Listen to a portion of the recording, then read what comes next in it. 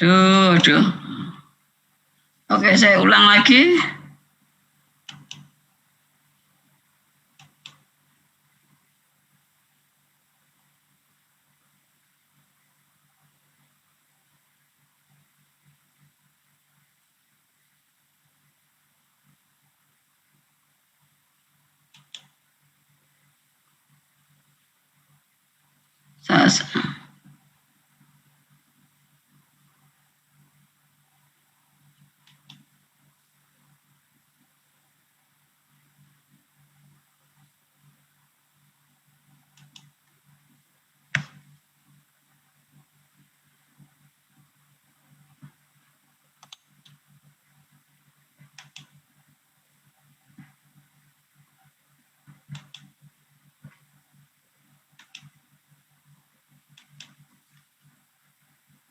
Ya, kita kembali ke sini, ya. Mohon maaf gangguannya ada aja ini.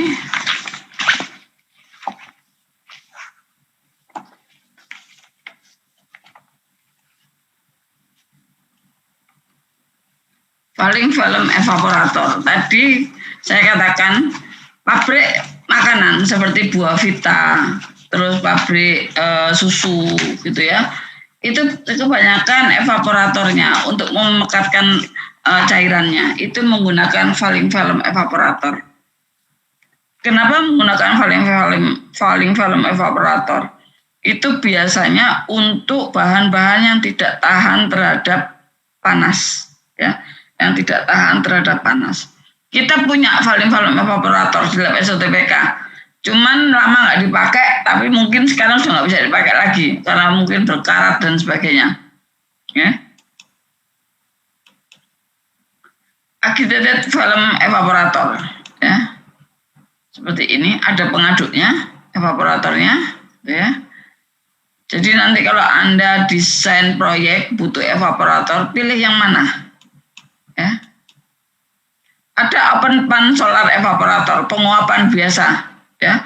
Penguapan biasa menggunakan solar energi, ya. Nah. Pada dasarnya evaporator itu terdiri dari suatu heat exchanger gunanya untuk mendidihkan larutannya dan satu alat untuk memisahkan uap dan larut dari larutan yang mendidih, ya. Uap dari larutan yang mendidih, ya. Nah, kalau misalkan kita evaporator kita ini beroperasi pada kondisi vakum, maka akan ada ejector yang dipasang di dalam kondensor, ya, di dalam kondensornya, ya. Nah, alat bantu yang banyak dipakai, ya, untuk melaksanakan proses evaporasi itu adalah satunya tadi saya katakan kondensor, ya. Kondensor itu digunakan untuk mengembunkan uap yang keluar dari evaporator, ya, atau kondensor, ya, atau kondensor.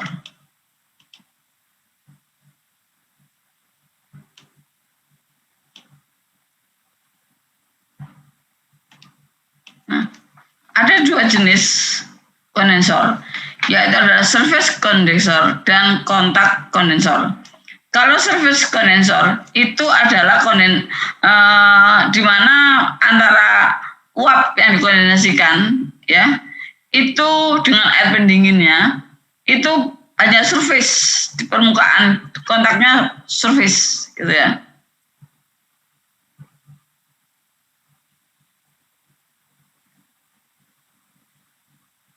Ada juga yang kontak kondensor, ya. Kontak kondensor itu seperti terbagi atas barometric kondensor dan low level kondensor, ya. Di sini terjadi kontak antara kondensat dan air pendinginnya, terjadi kontak, tidak hanya kontak permukaan, ya. Ada tambahan pompa ejector yang tadi saya katakan apabila evaporator Anda itu beroperasi pada tekanan vakum, maka Anda harus memasang ejector ya untuk memvakumkan evaporator itu. Ada juga perangkap uap ya. Di sini adalah dipakai bila tekanan uap kurang dari 1 atm. Kemudian ada perangkap tetes ya. Di mana untuk mengumpulkan tetes cair yang berharga yang terbawa uap dan dikembalikan ke dalam evaporator. Yang keempat adalah perangkap garam ya. Digunakan untuk memisahkan habur endapan padat yang terbentuk dalam evaporator. Nah, di dalam proses evaporasi kemungkinan sudah muncul kristal ya. Biasanya di dalam kristalisasi, sebelum kristalisasi itu adalah diuapkan dulu, di evaporator dulu. Contohnya yang saya katakan itu pabrik gula ya. Pabrik gula itu ada evaporator, ada kristalisator. Alatnya sama ya, ya. Sama itu yang mana? Sama bentuknya, tapi prosesnya berbeda ya. Sama-sama menguapkan cairannya, menguapkan pelarutnya. Kalau kristalisasi itu sudah membentuk kristal ya. Ada mother liquor yang ditambahkan. Kalau evaporator itu hanya biasanya memekatkan larutannya. Hanya saja seringkali proses evaporasi yang juga sudah muncul kristal-kristalnya atau yang tadi garam-garam itu ya. Anda bisa lihat di Wallace, sebetulnya ada Wallace, buku Wallace Equipment itu. Kalau Anda butuh nanti desain proyek, oh ternyata saya pakai yang ini gitu ya.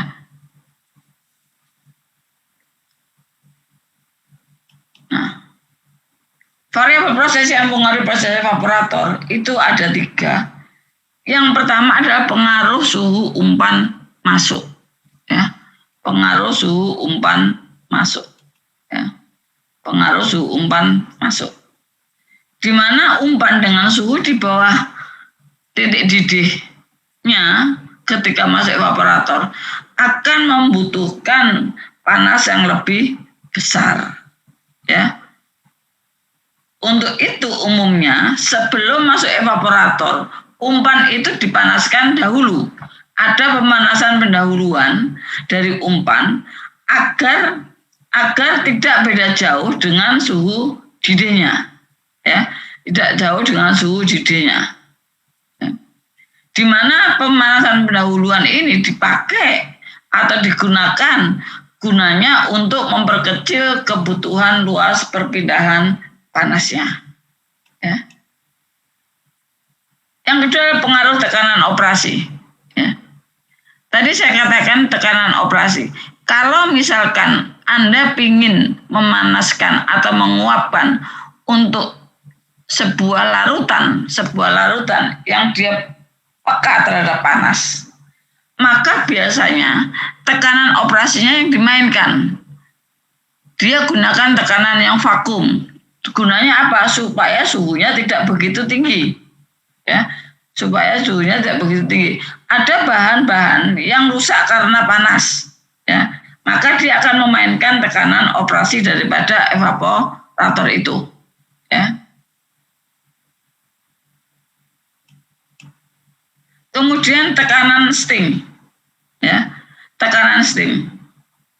Di mana makin tinggi tekanan steam, maka akan semakin besar suhu dan entalpi steamnya, ya. Sehingga luas perpindahan panasnya akan semakin kecil, ya. Tetapi yang harus diingat adalah pembangkit steam itu yang bertekanan tinggi itu sangatlah mahal, ya. Sehingga tekanan steam yang optimum itu pada 125 sampai 210 kPa.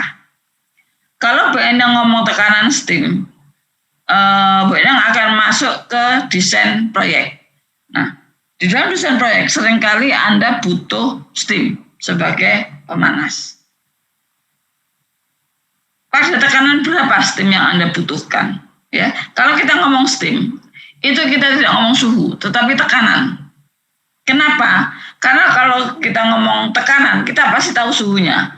Untuk saturated steam, kita pada tekanan sekian pasti akan tahu berapa suhunya. Ya, nah itu Anda harus ingat di dalam desain proyek, Anda harus tentukan berapakah tekanan steam yang minimal atau boiler yang minimal itu pada tekanan berapa. Ya, boiler yang minimal ada tekanan berapa. Ya. Nah, kalau operasi dalam evaporator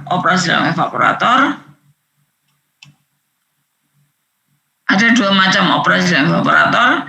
Yang pertama adalah single effect evaporator, di mana hanya satu evaporator ya di dalam proses penguapan cairan.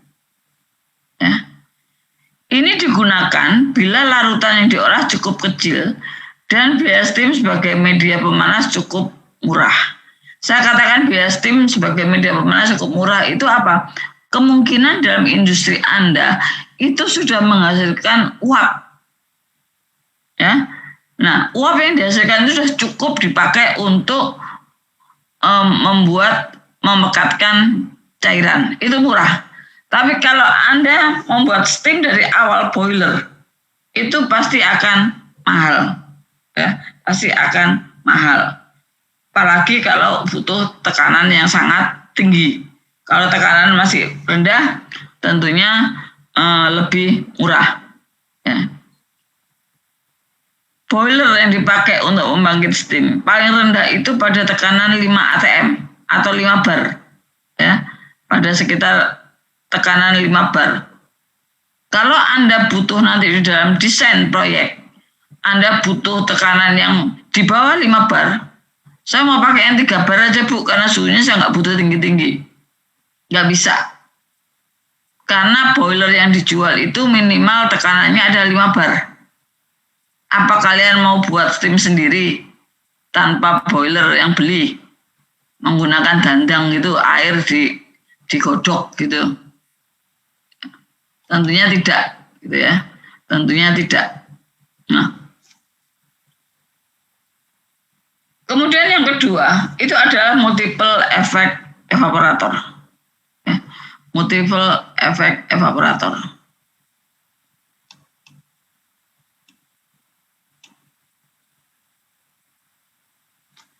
Pada operasi single effect evaporator, itu uap yang dihasilkan itu tidak digunakan lagi, langsung dibuang. Ya. Hal ini bisa dianggap sebagai pemborosan. Itu bukan biasa, bisa. Ya. Guna menghindari pemborosan tersebut, ya, seperti yang saya katakan, membangkitkan steam itu mahal. Ya. Membangkitkan steam itu mahal. Bukan hanya mahal harganya, tetapi juga mahal izinnya. Bu Endang pertama kali masang boiler di lab SOTPK, ya, masang boiler di lab SOTPK, itu di lab SOTPK itu boilernya boiler yang terkecil 5 baran, ya. Itu aja harus izin ke Depnaker. Karena namanya boiler itu pembangkit steam, kalau meledak juga bahaya untuk keselamatan manusia. Oleh karena itu bukan hanya belinya mahal, tapi juga izin ke Depnaker. Dan itu harusnya lapor setiap 2 tahun sekali. Cuman saya sekarang Bu Endang nggak ngurusi itu, nggak tahu sekarang dilaporkan apa tidak, ya, dilaporkan apa tidak. Ya. Nah, oleh karena itu uap yang dihasilkan dalam evaporator seringkali tidak dibuang, apalagi dengan steam yang tekanan tinggi, ya. Tetapi uap yang keluar dari evaporator itu dipakai lagi untuk memanaskan ke dalam evaporator berikutnya. Demikian juga keluar bisa masih tinggi, bisa lagi dipakai untuk evaporator berikutnya. Nah, banyak evaporator inilah yang disebut dengan multiple effect evaporator. Ya, yang disebut dengan multiple effect evaporator.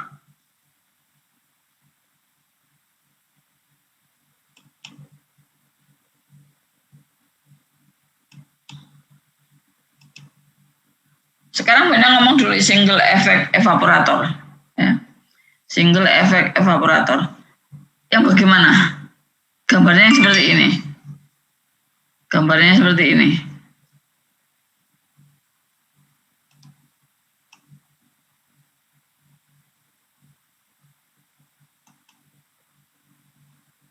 Gambarnya seperti ini. Ya. Kalau digambarkan skemanya, evaporator itu adalah silinder dengan tutup bawah bentuk konis dan tutup atas bentuk disk. Di mana umpan masuk ya dari bagian samping dengan laju umpan F, entalpi HF dan konsentrasi XF. Kemudian masuk evaporator dipanaskan menggunakan steam pada tekanan PS. Apabila kita sudah mengetahui berapakah tekanan steam, maka kita akan tahu berapakah suhu steam. Karena kontak steam dengan cairan itu adalah kontak surface, maka steam yang keluar itu tidak steam yang masuk itu tidak bercampur langsung dengan cairan, ya. Sehingga steam yang habis dipakai itu akan keluar sebagai kondensat. Ya. Kenapa begitu? Karena dalam evaporator, uap yang dipakai atau steam yang dipakai itu adalah steam saturated. Saturated. Anda tahu bedanya steam saturated sama superheated? Kok nggak ada yang jawab? Tahu, Bu. Apa itu, Feren? Kalau saturated itu suhunya tepat di titik didihnya pada tekanan tertentu. Tapi kalau superheated itu lebih lagi dari titik didihnya gitu. Oke, bagus. Ya, nah, sehingga karena evaporator yang dipakai itu adalah steam yang dipakai adalah steam saturated, maka yang panas yang diberikan panas latennya atau panas sensibelnya? Panas yang diberikan panas laten atau panas sensibelnya? Ada yang menjawab lagi?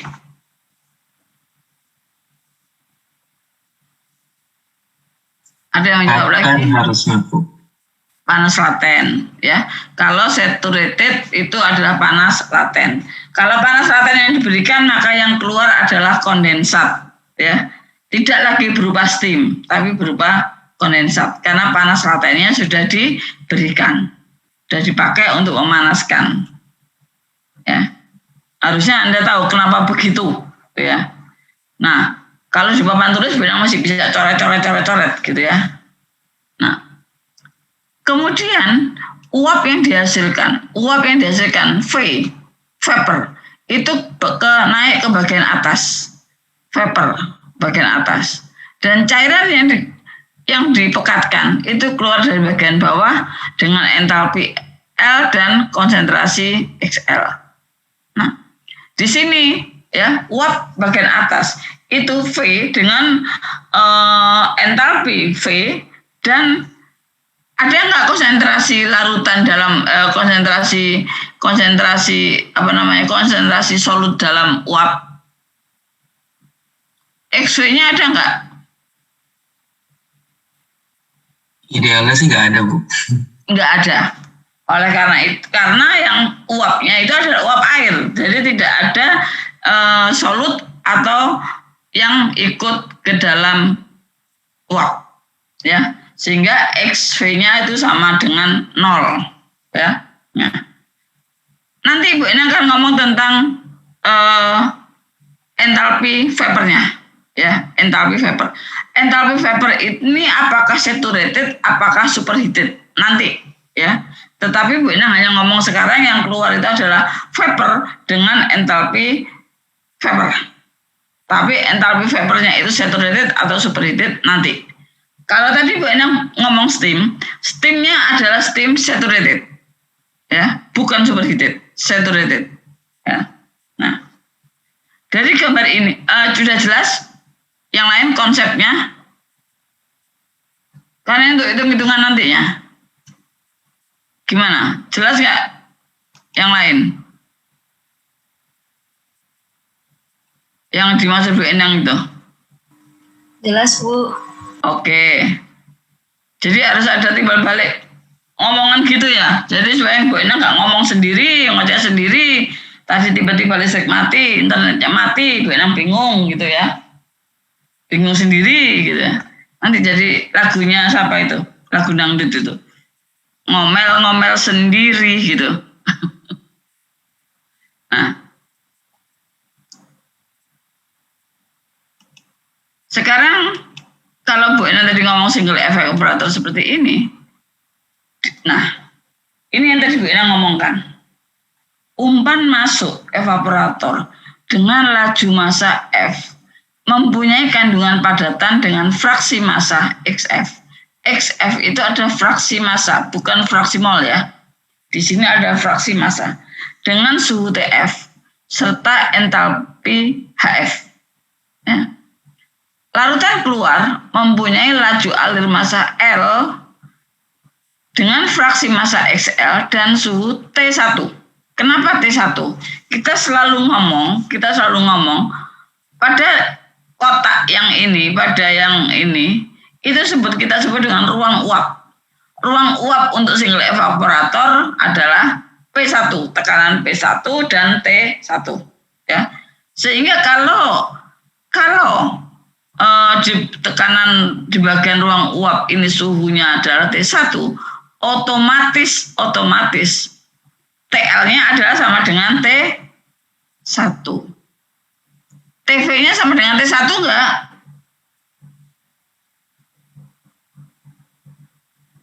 Kira-kira TV-nya sama dengan T1 enggak? Iya, Bu. Ya, harusnya kalau di dalam itu sama suhunya, pakai yang keluar ke sana maupun ke sana ke sini itu pasti suhunya akan sama, ya. Jadi TV-nya juga akan sama dengan T1, ya. Sedangkan uap ini dihasilkan keluar dengan laju alir massa V dan suhu T1 serta entalpi HV, ya. HV-nya Bu Endang belum ngomong saturated atau superheated. Sebagai pemanas digunakan steam pada tekanan PS dan suhu TS serta laju alir massa S dengan kualitas N%. Ya, kualitas steam N%. Di mana entalpi steam dinyatakan dalam HS dan entalpi kondensat dalam H kecil S. Sehingga panas yang diberikan itu adalah panas latennya adalah H besar S dikurangi dengan H kecil S. Ya, panas yang diberikan adalah panas latennya.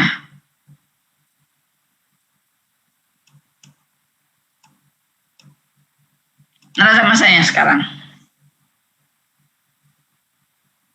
Neraca massanya kalau Bu Endang ini adalah masuk sama dengan keluar.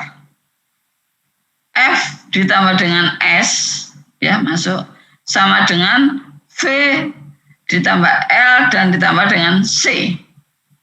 Ya. Ini neraca massanya.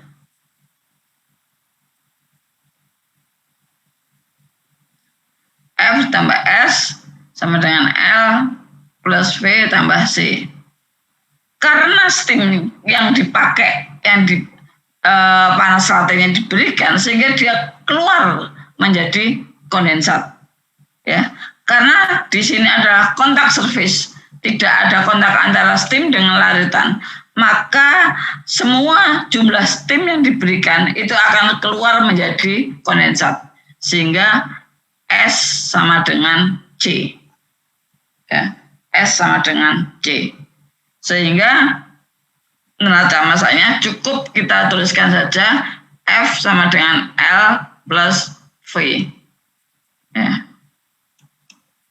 Neraca entalpinya. FHF ditambah dengan SHS sama dengan L kalikan HL ditambah V kalikan HV ditambah C dengan H kecil S.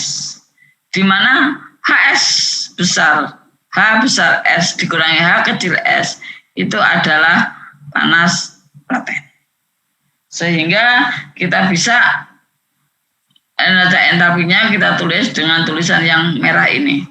F kalikan HF ditambah S kalikan lambda S sama dengan L kalikan HL ditambah V kalikan HV. Ya, V kalikan HV.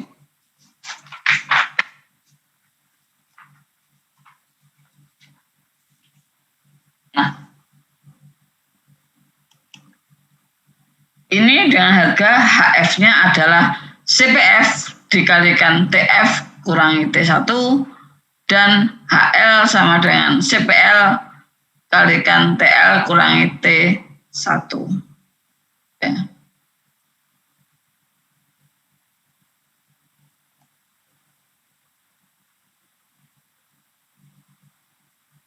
Bukan T1 itu ya, T0, T referensi itu harusnya.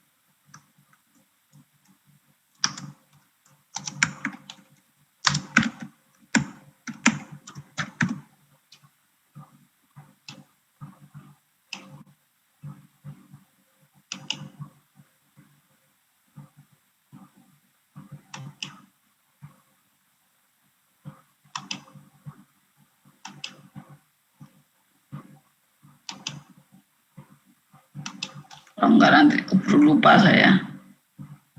Nah, kemudian stream ekonomi. Stream ekonomi itu adalah perbandingan uap yang dihasilkan terhadap steam yang disuplai. Ya. Perbandingan antara uap yang dihasilkan dengan steam yang disuplai. Ya. Di mana menunjukkan kemampuan steam untuk menghasilkan uap. Ya. Semakin besar harga E-nya, maka semakin bagus steam itu menghasilkan uapnya. Ya. Semakin bagus steam itu menghasilkan uapnya.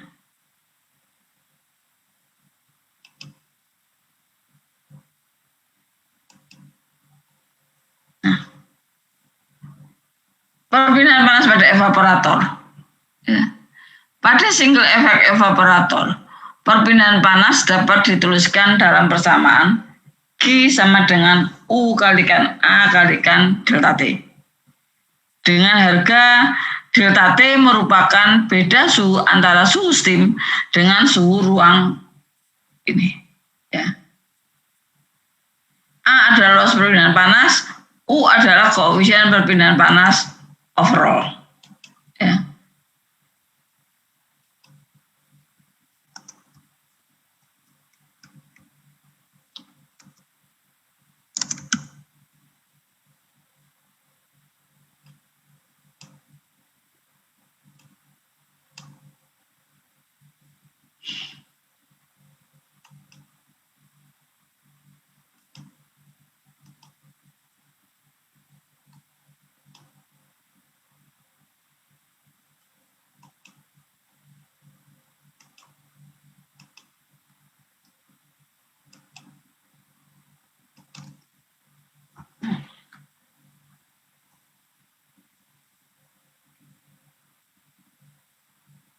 Kalau sudah, kita buat latihan soal. Ya, kita buat latihan soal.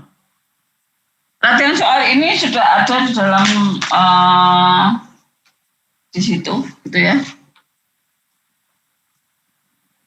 sudah ada di situ di latihan soal 1 ya. Jadi Anda tidak perlu lagi mencatat.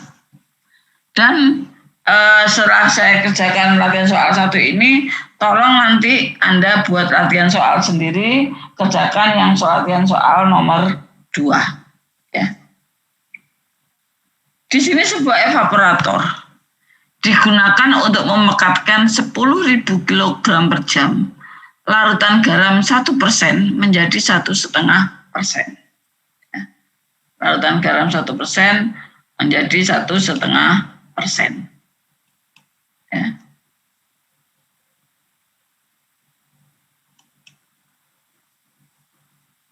Umpan dimasukkan dalam evaporator pada suhu 311 Kelvin. Ruang uap evaporator bekerja pada tekanan 101,3 kPa atau 1 atm ya. Dan steam jenuh yang dipakai adalah bertekanan 143,3 kPa. Ya. Diketahui koefisien panas overall sebesar 1.704 watt per meter kuadrat Kelvin. Ya. Dan karena larutan sangat encer, maka CP umpan itu dianggap sama dengan CP larutan dan dianggap sama dengan CP air, yaitu adalah 4,14 kJ per kilogram Kelvin. Karena lautan cukup encer, maka dianggap tidak ada kenaikan titik didih. Nah, ini ada kalimat dianggap ada istilah kenaikan titik didih. Ya. Nanti ini akan kita bahas. Ya. Tentukan laju alir produknya, ya. Tentukan laju alir produknya. Berapakah laju uap yang dihasilkan? Berapakah luas perpindahan panasnya? Berapakah steam ekonominya? Ya, ini. Kalau kita kerjakan tahapan-tahapannya, ya, ini. Bu Enang senangannya menggambar bagannya, ya, menggambar bagannya. Umpan masuk pada 10.000 kg per jam, XF-nya 0,01, TF-nya 311 Kelvin. Ya, nanti ini Bu Enang kasih waktu untuk mencatat ya. Kemudian steam yang dipakai 143,3 kPa dan tekanan ruang uapnya 101,3 kPa. XL-nya 0,015. CPF sama dengan CPL sama dengan CP air adalah 4,14 kJ per kilogram Kelvin.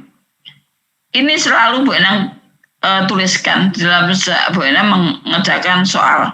Jadi kalau nanti ada soal, Anda tidak usah menulis kembali soalnya, tapi sudah rangkum saja berubah diagram ini. Ya. Dari situ kita buat neraca masanya. Ya. F sama dengan L per V. Neraca massa komponen F kalikan XF sama dengan L kalikan XL ditambah V kalikan XV. Tadi Bu Enang katakan kenapa XV-nya 0? Karena tidak ada solut yang ikut di dalam uap. Ya. Sehingga harga L dan harga V-nya bisa dihitung.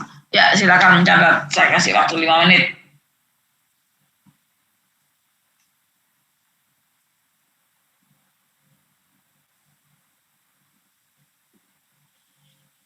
Bu Enang tuh sekarang lagi di Surabaya, baru tadi pagi terbang dari Jakarta, karena pagi-pagi jam 4:30 sudah harus di bandara, bangunnya lebih pagi lagi.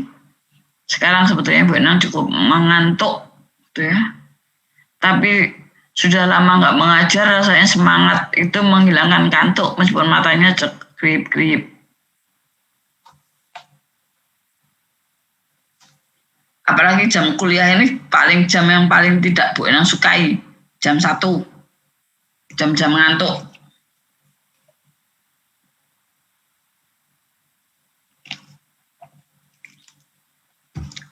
Sambil menunggu ini, Bu Enang mau nanya semuanya. kuliah tambahannya Sabtu pagi jam 9, oke? Atau mau lebih pagi lagi? Kalau lebih siang lagi nggak bisa, lebih pagi lagi jam 7. Karena posisi Bu Enang besok pagi Bu Enang harus sudah ada di Bali karena ada rapat di Bali. Jadi hari Sabtu itu Bu Enang ngajarnya dari Bali.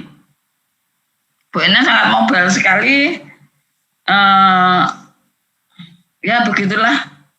Tapi semua dilakoni mengajar utama nomor 1. Apalagi sekarang mengajar bisa di mana saja kan. Oke, jam 9, jam 8.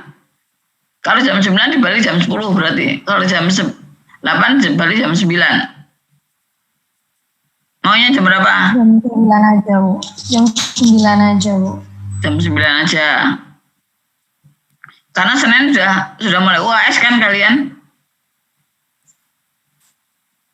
Iya. Minggu tenang Bu, Senin itu Bu. Hah? Ada minggu tenang kan, 3 hari. Oh, masih ada minggu tenang ya? Oh, kirain udah UAS. Tapi kan nggak mungkin kuliah tambahan di minggu tenang. Atau kalian mau kuliah tambahan di minggu tenang? Kayaknya juga nggak boleh sama ubayanya Bu. Nggak boleh kan, memang nggak boleh. Harus minggu tenang. Oke. Kalau kuliahnya minggu tenang di hari Senin, Bu Endang masih bisa. Sudah balik Jakarta Bu Endang.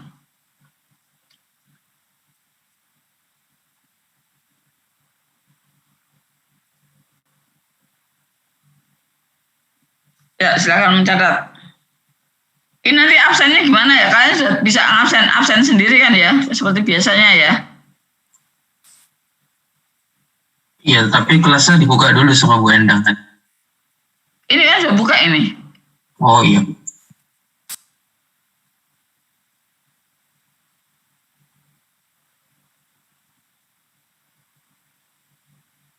Cara buka kelasnya gimana ya? Udah tahu, gini aja udah buka kan ini.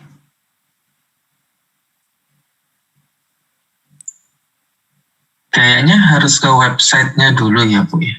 Websitenya gimana ya? Caranya ya? Bu Endang baru sekali ini kuliah yang ada absensinya. Waduh, kalau cara bukanya kelasnya saya juga nggak tahu Bu. Soalnya nggak pernah dikasih tahu. Cuman mahasiswa tuh tahu cara presensinya aja. Tapi kalau gimana cara dosen buka kelas kita nggak dapat sosialisasinya sih Bu. Oke, nanti saya ke ini Mbak Vina.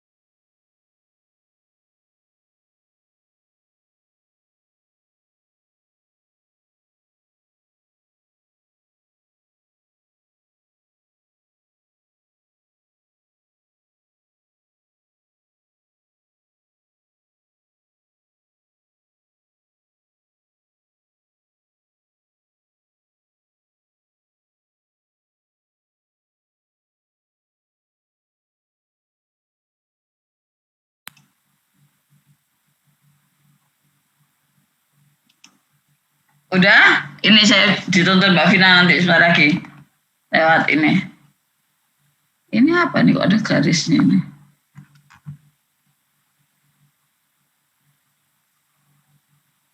Nah, kalau sudah saya teruskan. L dan V-nya sudah tahu. Berapakah laju cairannya dan berapakah laju uapnya sudah tahu. Nah, sekarang kita lihat steamnya. Ya. Steam yang dipakai itu adalah 143,3 kPa.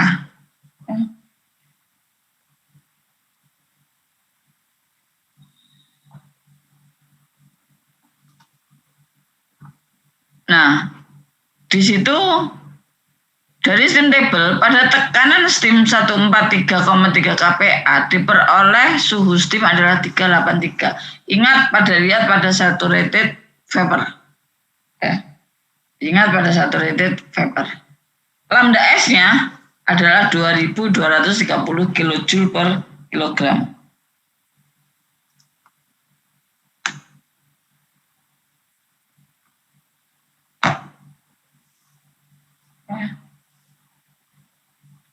Jadi Anda harus siapkan steam table ya untuk ujian nanti. Ya.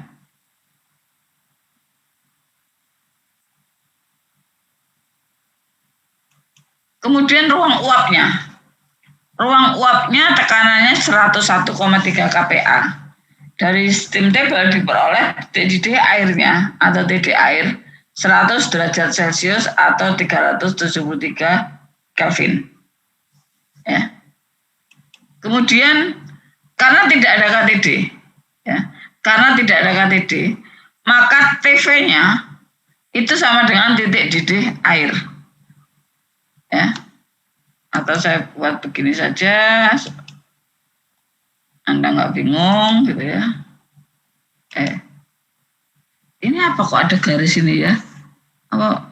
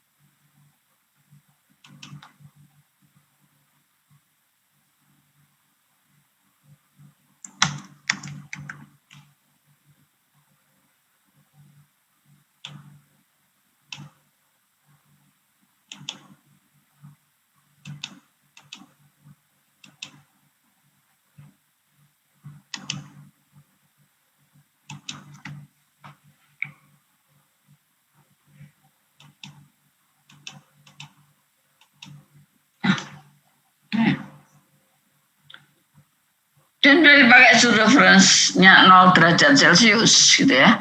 Karena kita berbicara dengan steam, steam itu suhu referensinya adalah 0 ya. Tetapi Anda mau pakai suhu referensi berapapun boleh, tapi lebih enaknya pakai suhu referensi 0 derajat Celcius saja. Maka HF dan HL-nya bisa dihitung ya. Berapa HF dan berapa HL-nya. Pada TV 100 derajat Celcius dari steam table yang saturated ya, yang saturated. Kenapa saturated? Kalau tidak ada kenaikan titik didih, maka entalpinya adalah entalpi saturated. Ya.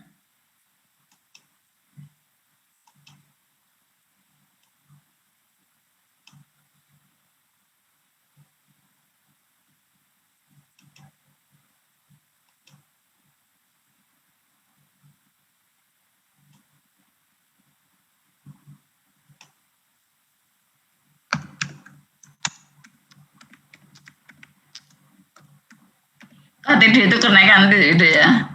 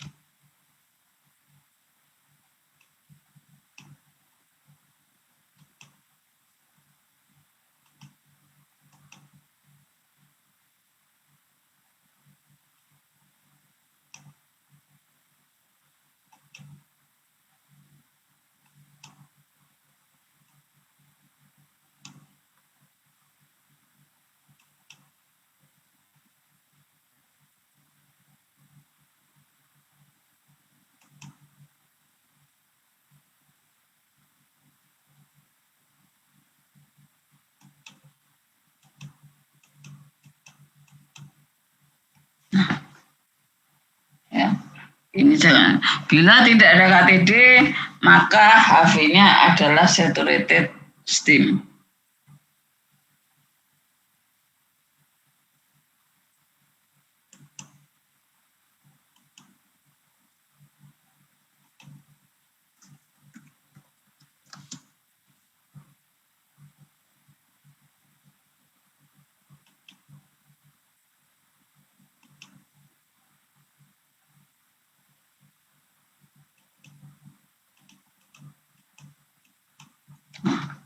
Kemudian kalau kita sudah tahu harga-harganya semua, maka kita hitung neraca entalpinya akan diperoleh harga S-nya adalah 4532,343 jam.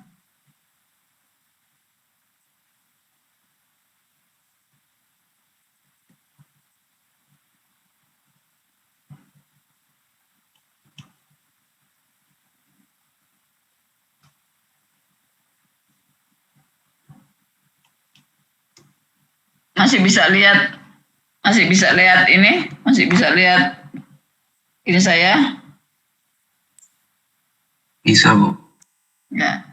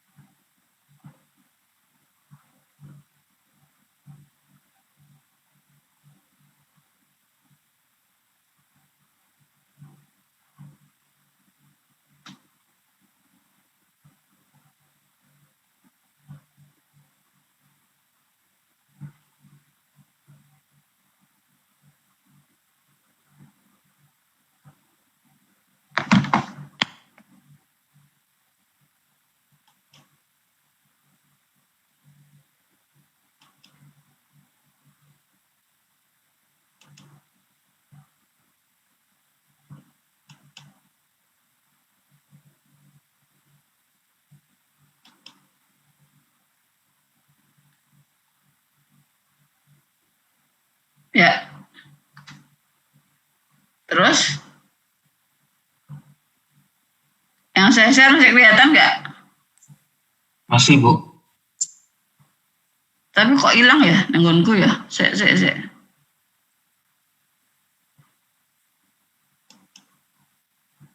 Oh, udah kelihatan. Ini udah saya buka kelasnya kalau mau absen. Ya, saya coba, Bu. Nah.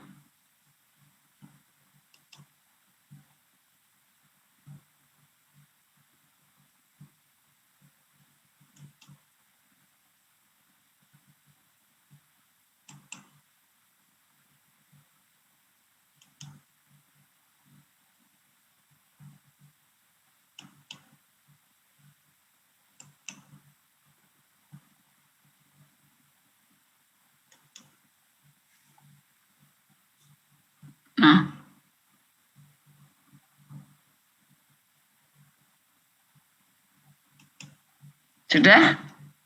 Kalau sudah, kita bagaimanakah menghitung luas?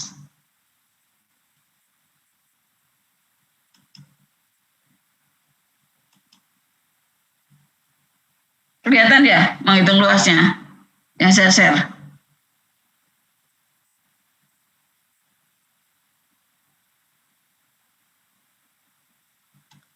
Kelihatan nggak yang saya ini?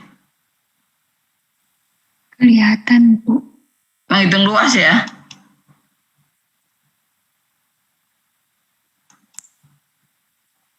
Iya, Bu, kelihatan. Oke.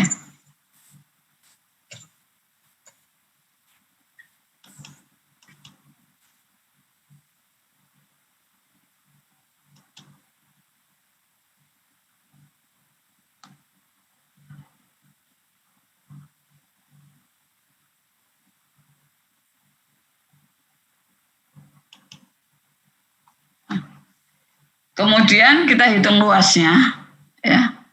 Kita hitung luasnya, Q sama dengan S kalikan lambda, ya. Kemudian U-nya kita ubah satuannya. Ingat, makanya harus ingat satuan yang diberikan apa.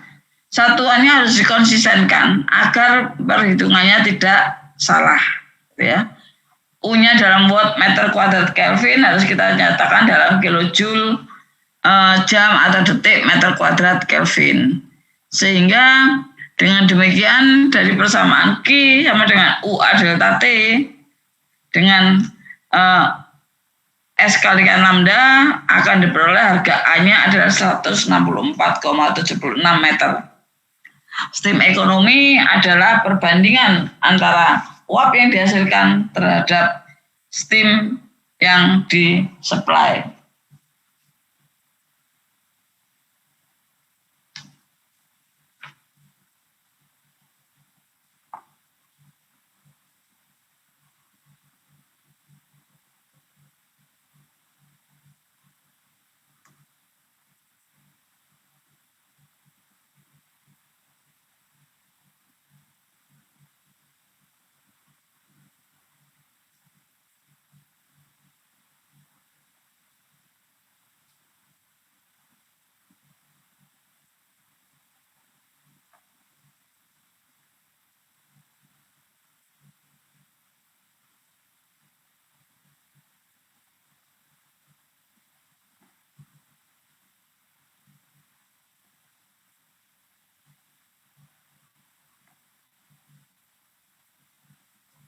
Kalau Anda mau absen, Anda buka Neo Ubaya ACID-nya ya.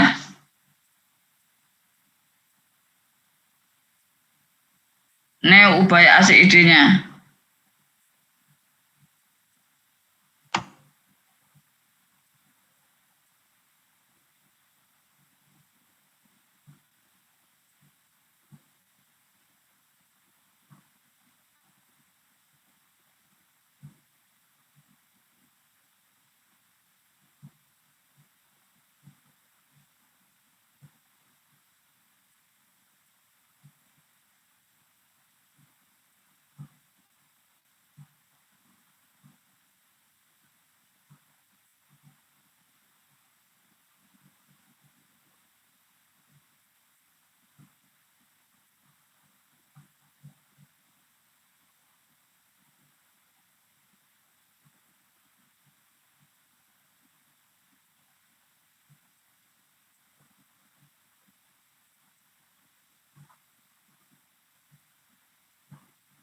Sudah selesai?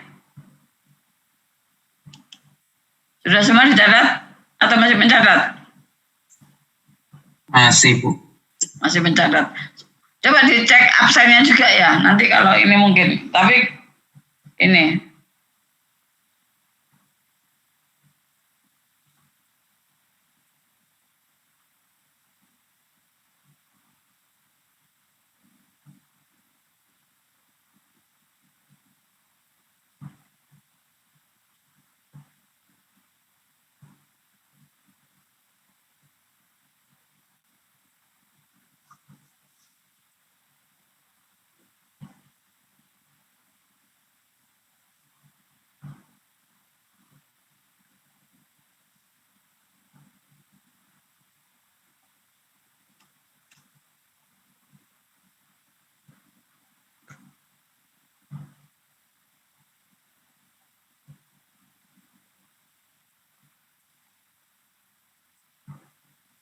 Devin Wijaya itu yang ditunjukkan kok atapnya ya.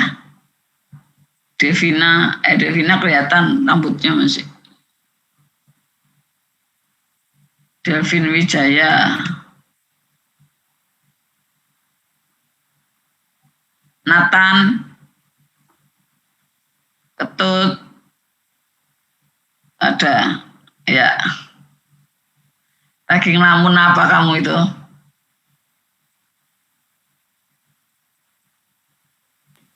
Enggak, Bu.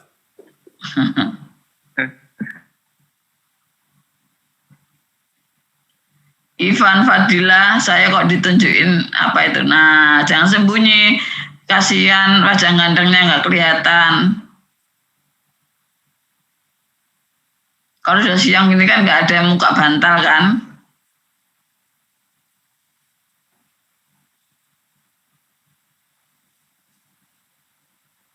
Masih mencatat? Kalau sudah, saya teruskan. Coba nanti di latihan lagi buat Anda, latihan soal 2 yang di dalam buku ajar yang saya kirimkan itu ya. Nah, kalau sudah, saya lanjutkan.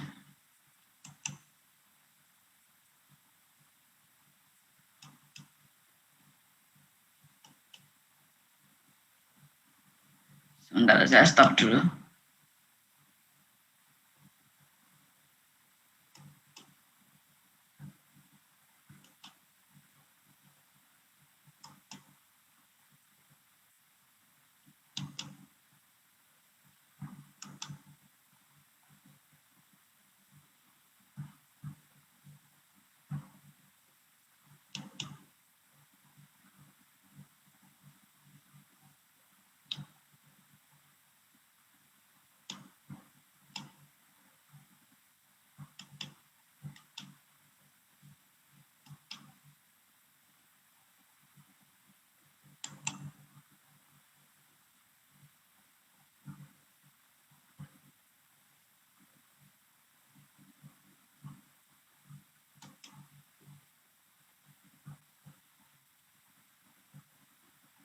Ini saya kok nggak bisa, ya.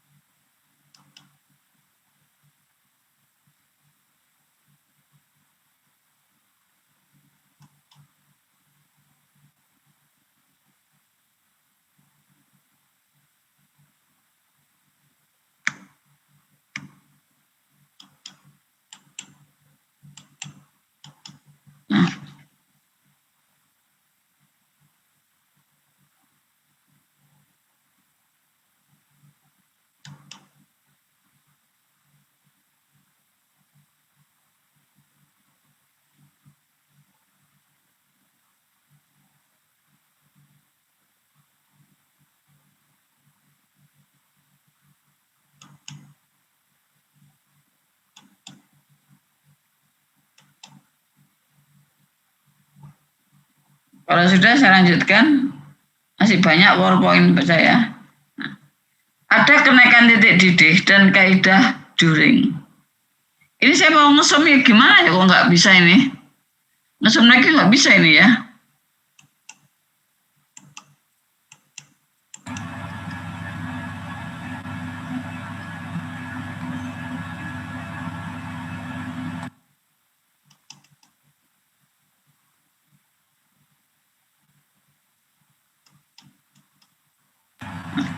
Coba Kenapa? bisa dikontrol terus di scroll ke depan, Bu. Jadi dikontrol, pencet itu, terus scrollnya didorong ke depan. Mouse-nya itu, scrollnya itu didorong ke depan. Pencet yang ini dulu, Bu. Pencet yang satunya dulu, yang kanan. Mana ya? Yang kanan, iya. Jadi layarnya itu dipencet, terus coba dikontrol, terus di scroll. Nggak bisa itu? Kontrol scroll nggak bisa. Nggak bisa ya, Bu ya? Nah itu. Oh bukan begitu, yang kayak tadi terus. Ininya saya untuk tadi kok yang exit itu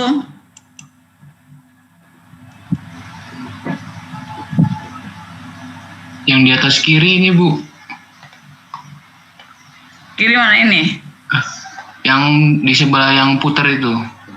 Ini. Sebelahnya iya. lagi. Yang sebelahnya kanannya lagi, Bu. Kanannya lagi, Ini. Bu. Ini. Ya, ini. itu Bu.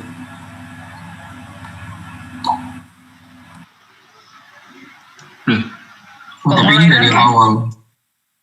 Nah, makanya data terus naik. Oh hilang tadi wes sejak.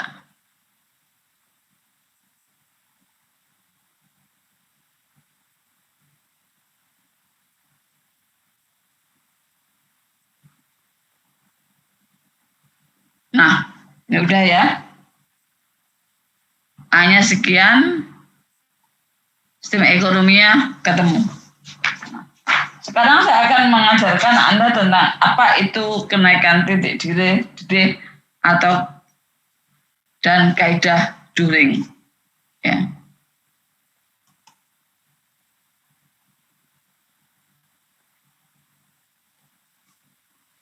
Saya ngomong kaidah during dulu, ya. Kaidah during itu adalah seperti terlihat pada gambar 842 itu dipakai untuk mencari harga kenaikan titik didih larutan NaOH. Ingat ya, hanya NaOH ya. Jadi untuk mencari berapakah titik didih larutan NaOH. Ya. Kalau kita ngomong kenaikan titik didih ya. Suatu larutan yang cukup pekat akan mempunyai titik didih yang berbeda dari pelarutnya. Ya. Pelarutnya apa tadi? Air. Sehingga pada saat tidak ada kenaikan titik didih, maka titik didih larutannya itu akan dianggap sama dengan titik didih air. Ya, tadi ya. Sama dengan titik didih air. Nah, contohnya kalau gula.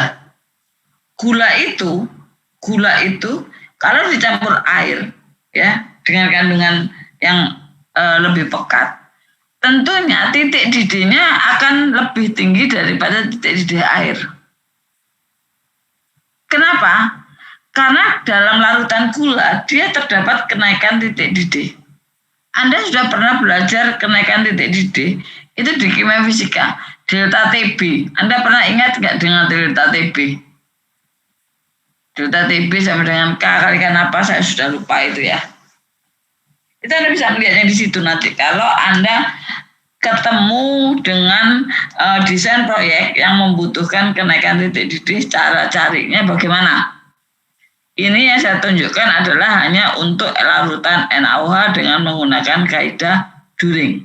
Nah, sekali lagi saya ulangi, setiap larutan yang cukup pekat akan mempunyai titik didih yang berbeda dari pelarutnya. Ya. Oleh karenanya akan terjadi kenaikan titik didih dari larutan tersebut. Contohnya tadi larutan gula. Ya. Kalau gula dicampur dengan air, tentunya pada 1 atm titik didih larutan gula akan lebih dari 100 derajat Celcius. Karena dia mempunyai kenaikan titik didih. Ya. Di mana kenaikan titik didih ini itu terjadi bila titik didih larutan itu lebih besar dari titik didih pelarutnya. Salah satu cara untuk mencari kenaikan titik didih untuk larutan pekat dapat diperoleh dari kaidah During, di mana kaidah During ini hanya untuk larutan NaOH. Ya. Di sini kalau kita lihat ya kaidah During. Di sini kalau kita lihat ya. Di mana gambar-gambar absis dan ordinatnya. Sebagai absis adalah tekanan titik didih air yang atas pada suhu derajat Celcius, yang bawah pada suhu derajat Fahrenheit. Yang ordinat sebelah kiri atau kanan itu menunjukkan titik didih larutan NaOH. Ya. Yang kiri derajat Fahrenheit, yang kanan derajat Celcius. Garis-garis miring itu menunjukkan berapakah persen NaOH-nya. Berapakah persen NaOH-nya? Garis-garis miring ini. Berapakah persen NaOH-nya? Sudah paham? Nah, kalau sudah, sekarang contohnya. Untuk larutan NaOH 25% pada tekanan tertentu yang mempunyai titik didih air 180 derajat Fahrenheit, ya, di sini, gambar orange ini. Di mana titik didih airnya mempunyai 180 derajat Fahrenheit untuk NaOH 25%. Maka kita tarik garis ke kiri, akan terlihat bahwa titik didih larutannya adalah 200 derajat Fahrenheit. Sehingga kenaikan titik didih larutan NaOH 25% itu adalah sebesar 200 dikurangi 180, berarti sebesar 20 derajat Fahrenheit. Ayo coba sekarang kita bersama-sama lihat, saya buka speakernya. Untuk titik didih airnya 150, ya, 150 pada NaOH. Bentar.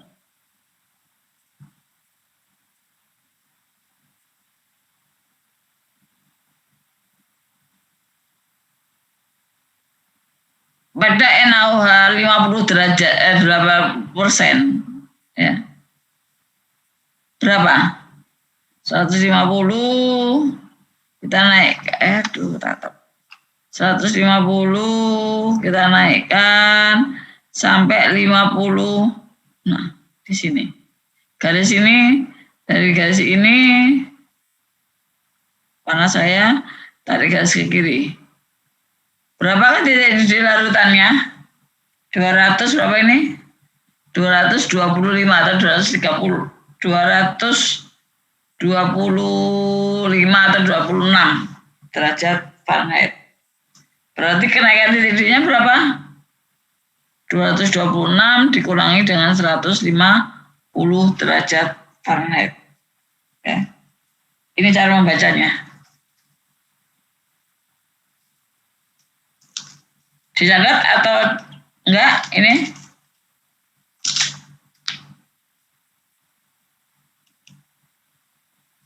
Dicatat apa enggak? Kalau enggak saya teruskan. Ya. Sudah kok, Bu. Oke, kalau sudah. Nah, sekarang bagaimanakah mencari entalpi larutan?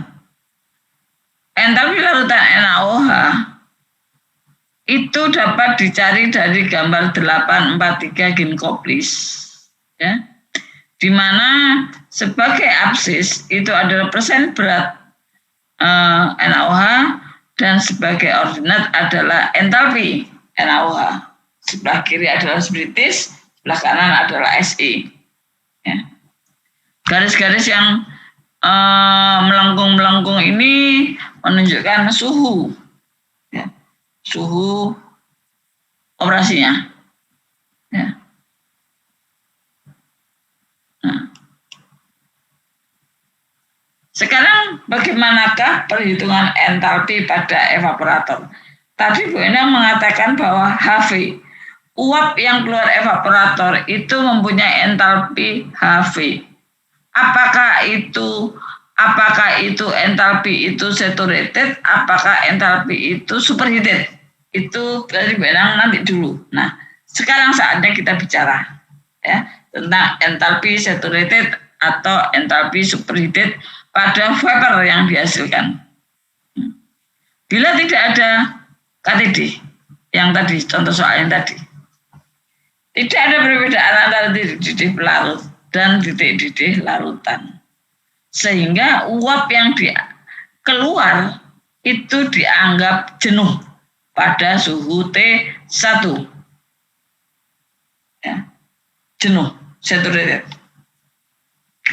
Tapi kalau ada KTD, ya, tentunya titik didih larutannya T1-nya bukan sama dengan titik didih, bukan sama dengan titik didih air, ya.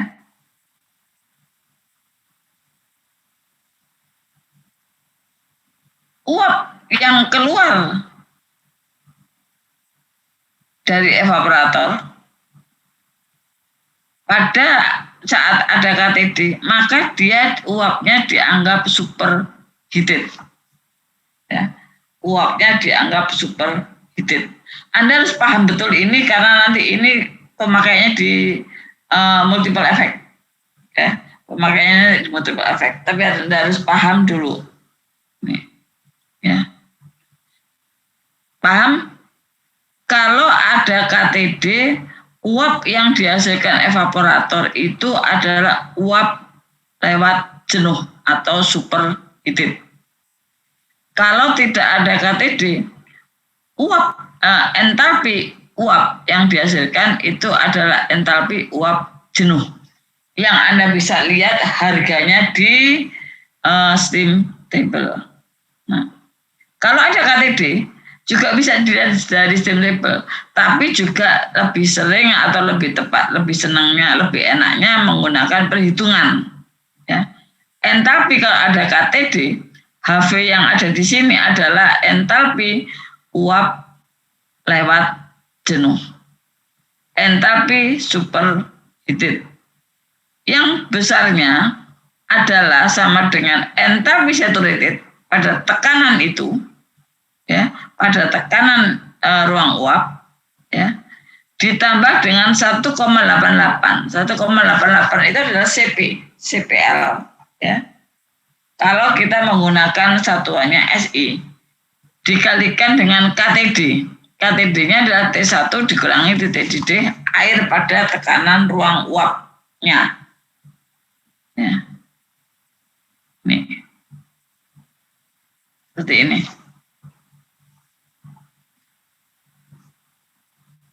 Kalau Anda ingin menggunakan satuan British, maka HV-nya itu adalah bisa dihitung dari persamaan yang kedua ini.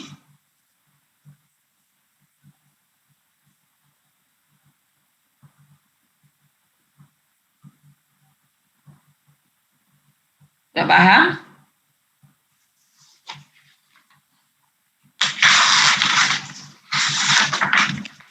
Kalau sudah paham,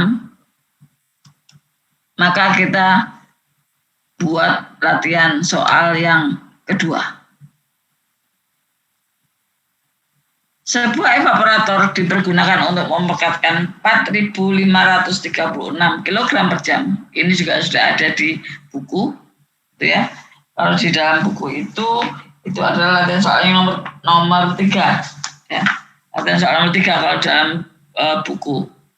Ya. Kalau PowerPoint-nya latihan soal kedua. Larutan NaOH 20% menjadi larutan NaOH 50%.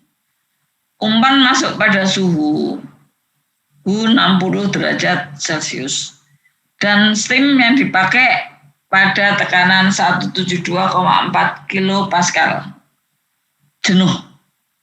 Sedangkan ruang uapnya mempunyai tekanan sebesar 11,7 kPa. Harga koefisien perpindahan panas overallnya U itu adalah 1560 watt per meter kuadrat Kelvin. Anda tetap saja diminta hitung berapakah laju produk, laju uap, laju steam yang dibutuhkan, steam ekonomi dan luas perpindahan panasnya. Kembali Bu Ena menggambarkan seperti ini.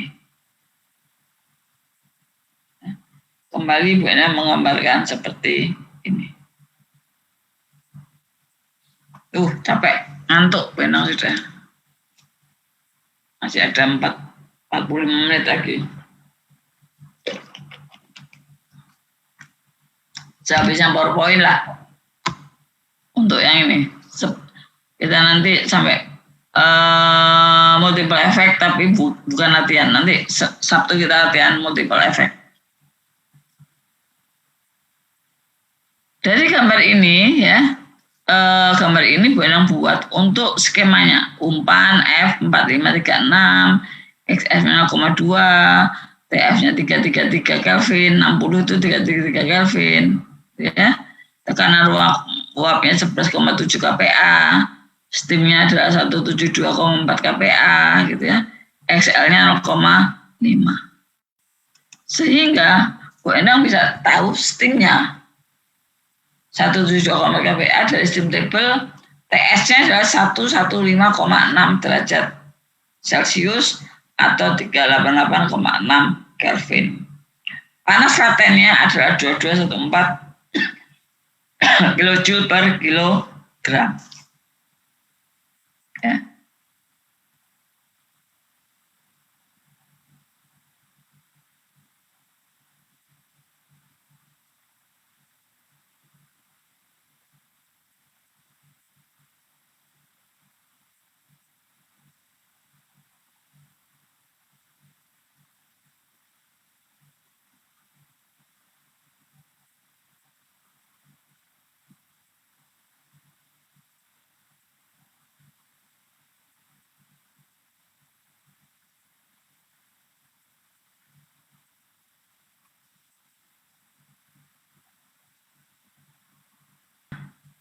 Dari steam table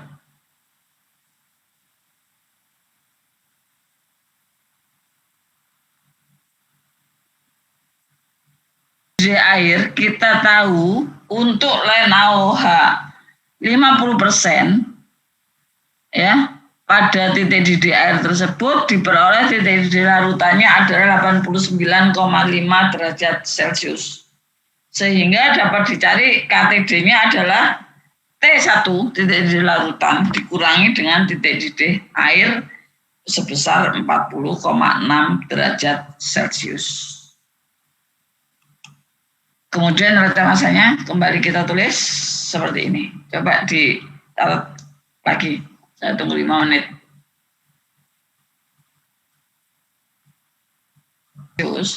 Maka TV-nya atau TV-nya itu adalah sebesar ini, ya.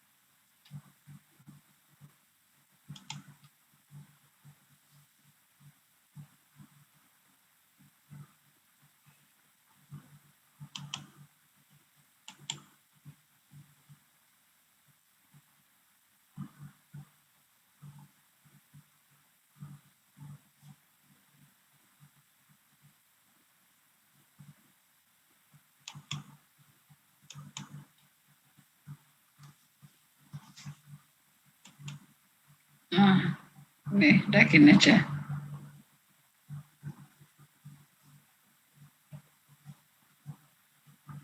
Ini kembali lagi nanti awal lagi.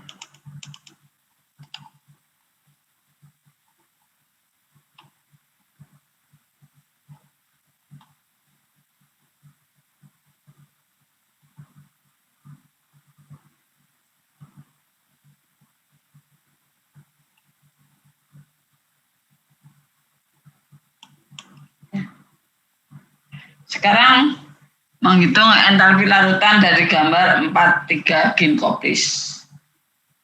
Suhunya umpan 60 derajat Celcius, XM 0,2 diperoleh HF-nya 214 dan TL-nya 89,5, XL-nya 0,5, HL-nya 505.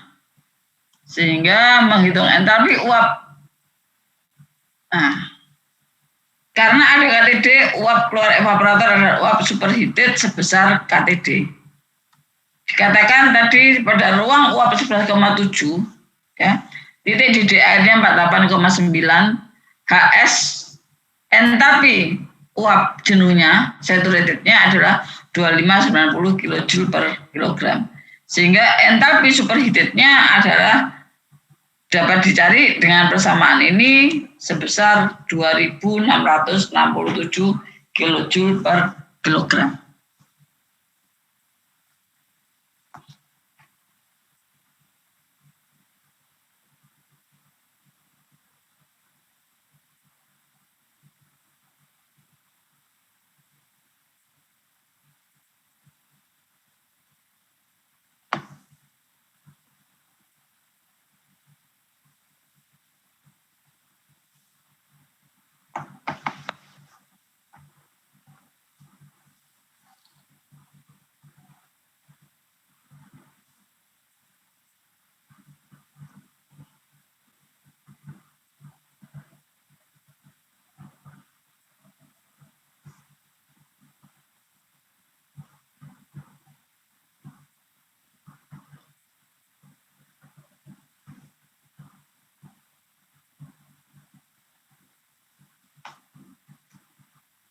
Sudah, kalau sudah saya teruskan.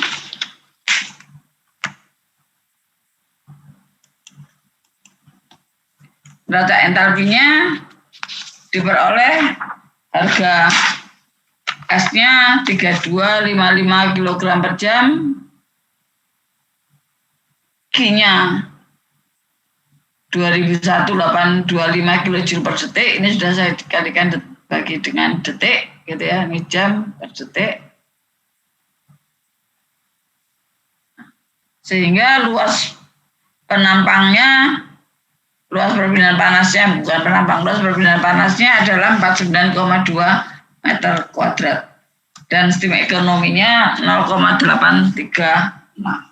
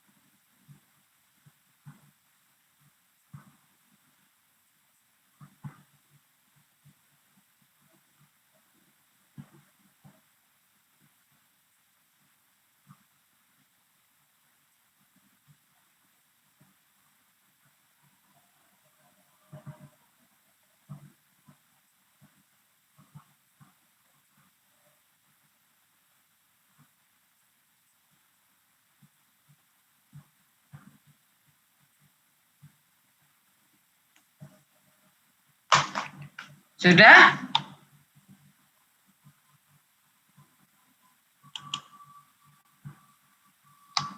Saya lihat masih sibuk mencatat beberapa.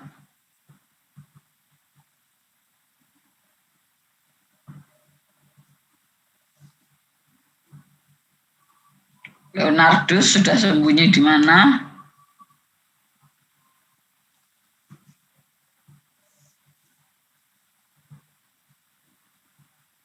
Masih serius mencatat.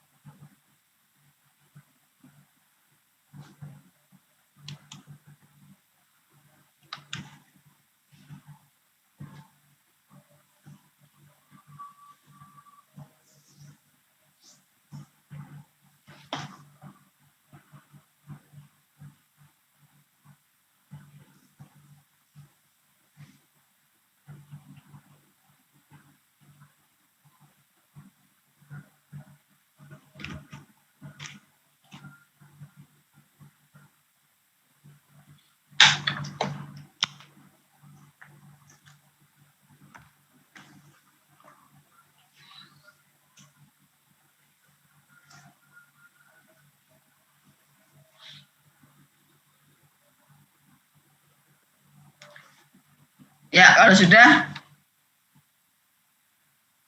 saya lanjutkan dengan multiple efek evaporator. Kita ngomong teorinya dulu, nanti hitung-hitungannya kita hari Sabtu. Jadi kalau ngitung lebih cepat kuliahnya, Sabtu kita kuliahnya lebih cepat. Padahal saya kalau kuliah di papan tulis berdiri di depan, nggak secepat ini. Untuk menyelesaikan yang tadi aja setengah mati. Di PowerPoint ini enak, tinggal ceklek gitu. Tapi persiapannya setengah mati. Oke, multiple efek evaporator. Ya.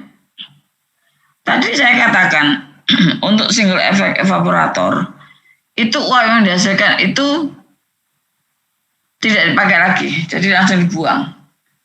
Maka kalau kualitas uap yang dihasilkan itu bagus, itu bisa dianggap sebagai pemborosan. Karena pembangkit uap itu sangat mahal, ya, sangat mahal, ya. Guna menghindari pemborosan itu, maka digunakanlah uap yang dihasilkannya, ya, dalam sebuah evaporator sebagai pemanas di evaporator berikutnya. Sistem ini yang disebut dengan sistem multiple efek evaporator.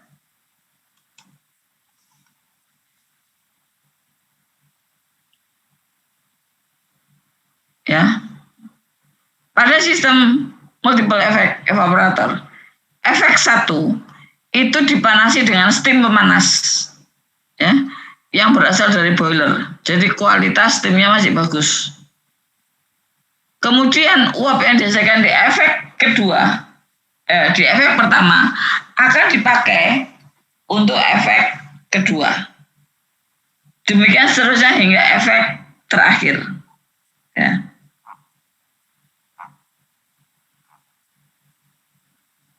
Agar uap yang dihasilkan itu bisa dipakai untuk efek berikutnya, maka pengaturan titik didih pada setiap efek itu harus diatur, ya. Jadi agar tujuan penggunaan multiple efek ini tercapai, maka titik didih dalam efek 1 harus lebih tinggi dari efek kedua, dan efek kedua harus lebih tinggi dari efek ketiga, dan seterusnya, ya. Otomatis kalau titik didih dalam efeknya lebih tinggi, maka tekanan ruang uapnya juga lebih tinggi, ya. Tekanan ruang uapnya juga lebih tinggi agar bisa mengalir, ya. Nah. Ini saya tulis dengan tulisan merah. Nomor efek dalam multiple efek evaporator itu dimulai dari setiap urutan masuk steam. Ya. Kalau steam itu masuk dari evaporator yang ke tengah, ya, misalkan ada 3 evaporator, ya. Steam itu masuk dari tengah, maka sebagai efek 1 itu adalah yang tengah itu. Ya. Jadi penomorannya adalah dimulai dari di mana steam itu masuk. Ingat-ingat ya. Nah, ada 3 jenis multiple effect evaporator. Yang pertama adalah forward feed. Gambarnya seperti ini. Ya. Gambarnya seperti ini. Ini selalu saya gambarkan 3 saja, gitu ya. Sebetulnya banyak. Kalau pabrik gula itu biasanya ada 5 evaporator. Ya, multiple-nya 5. Di sini saya jelaskan ke forward. Umpan masuk di sini, steam masuk di sini. Nomor efek dimulai dari steam masuk. Berarti nomor 1-nya itu ada di sini. Nah, V1 ini dipakainya kemana? Dipakainya ke sini. Berarti yang di sini adalah efek nomor 2. Steam kedua dipakainya kemana? Ke sini. Berarti ini adalah nomor efek yang ketiga. Jadi penomoran efek dimulai dari steam masuk. Nah, otomatis suhu yang di sini dengan steam pasti tinggi steam, ya. Agar bisa dipakai untuk memanaskan atau menguapkan di efek kedua, maka titik didih efek kedua harus lebih rendah dari efek 1. Harus lebih rendah dari efek 1. Ya. Demikian juga dengan tekanan ruang uapnya. Tekanan ruang uap efek 2 pasti lebih rendah dari efek 1. Terus demikian. Sehingga dalam forward feed tidak perlu dipasang pompa untuk cairannya. Ya, untuk cairannya. Kenapa? Karena dia mengalir dari tekanan yang tinggi ke yang lebih rendah. Dan ke sini juga tekanannya lebih rendah. Maka tidak perlu dipasang pompa pada setiap efeknya. Ya, untuk forward feed seperti ini. Paham ya? Ada sebelum saya beralih, ada yang tanyakan? Oh ya, saya ujiannya evaporator. Mungkin hitung-hitungannya sederhana. Ya, hitung-hitungannya sederhana. Saya akan pakai multiple choice. Seperti halnya di desain alat. Ya, saya akan pakai. Makanya konsepnya betul-betul saya tanamkan di sini. Saya hanya butuh konsepnya Anda tertangkap. Ya. Nah. Di sini. Tadi saya ulangi lagi sekarang dalam bentuk tulisan. Larutan encer masuk pada efek 1. Setelah agak pekat diumpankan pada efek 2. Dan seterusnya hingga larutan yang dihasilkan adalah larutan yang keluar dari efek terakhir. Ya. Kalau kita lihat di sini. Larutan diumpankan ke efek kedua. Efek kedua diumpankan ke efek ketiga. Dan akan keluar pada efek terakhir. Ya. Titik didih T1 lebih besar dari titik didih T2 dan lebih besar dari titik didih T3 dan seterusnya. Demikian pula dengan tekanan ruang uap masing-masing efek.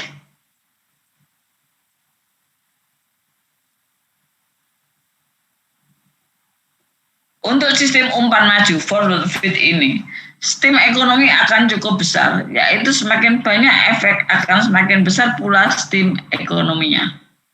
Ini yang harus diperhatikan. Nah, sekarang bagaimana untuk bahannya? Ya. Di efek umpan maju forward feed dipakai untuk umpan yang cukup panas dan produk akhir adalah bahan yang tidak tahan panas tinggi.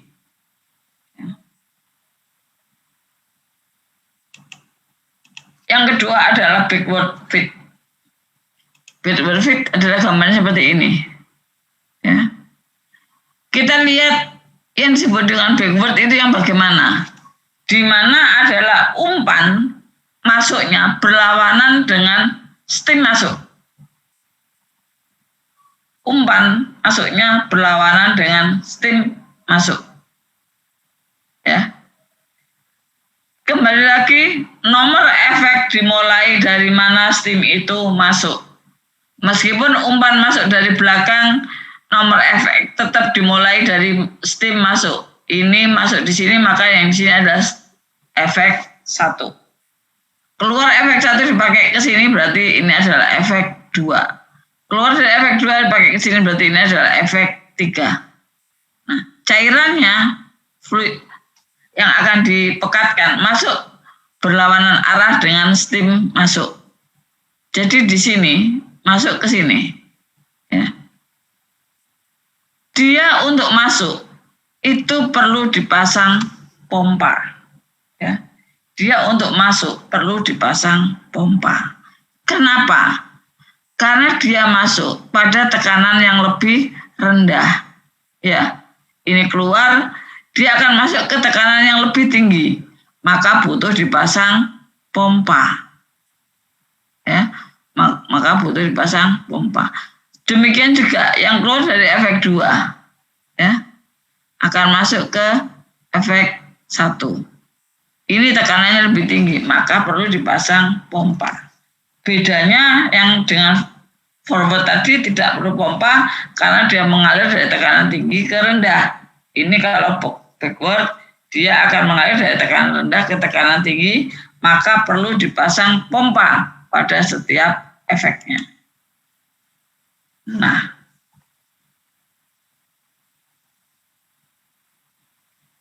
umpan masuk pada efek terakhir dan terendah suhunya. Karena larutan yang lebih pekat masuk ke dalam evaporator yang lebih panas, maka akan mengurangi kekentalannya, sehingga terjadi penurunan harga koefisien perpindahan panas bisa diatasi. Umpan mundur itu dipakai untuk bahan yang kepekatannya lebih tahan terhadap panas, gitu ya. Jadi semakin pekat, dia justru masuk ke efek 1 yang masih bersentuhan dengan stemnya, berarti lebih panas. Jadi bahan lebih kuat terhadap panas. Ya. Yang ketiga, bila umpan masuk adalah fluida dingin, sistem ini akan memberikan harga sistem ekonomi yang lebih tinggi daripada sistem umpan maju. Ya.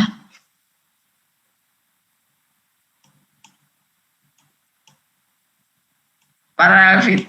Nah, gambarnya seperti ini. Di mana umpan masuk dan keluar itu pada efek yang sama. Ya, kembali lagi nomor feed, nomor efek dimulai daripada stem masuk. Stem masuk dari sini, ini adalah 1. Uap yang dihasilkan masuk ke sini, maka ini adalah efek kedua. Uap yang dihasilkan masuk ke sini, maka ini adalah efek 3, dan seterusnya. Yang disebut dengan paralel adalah umpan masuk dan keluar pada efek yang sama. Jadi meskipun dia menggunakan multiple efek, tapi setiap efek itu dimasukin umpan dan dia akan keluar pada efek yang sama. Itu yang disebut dengan parallel fit. Ya, itu yang disebut dengan parallel fit.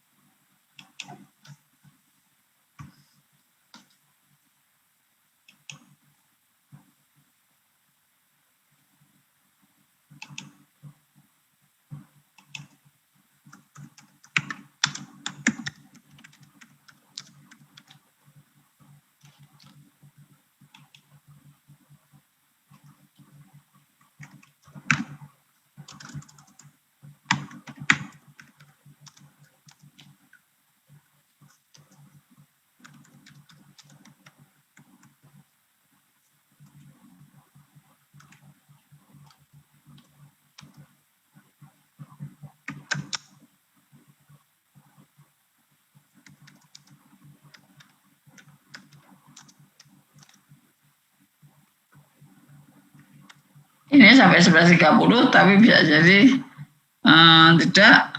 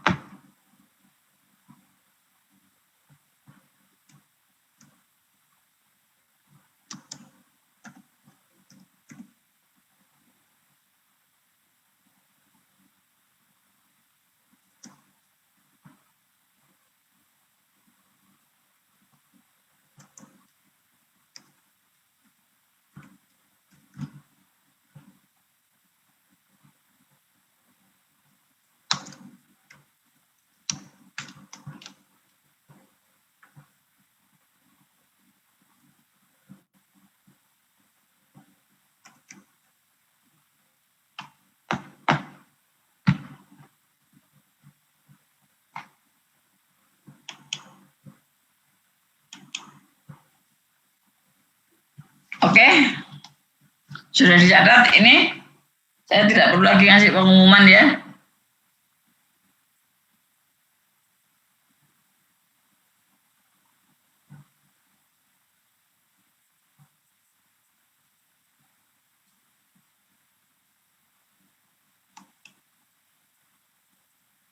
Ya, sudah dicatat. Oke, kalau gitu terima kasih. Waktunya selesai 10 menit. Atau saya ya 15 menit lebih cepat karena kita tadi juga masuknya pas.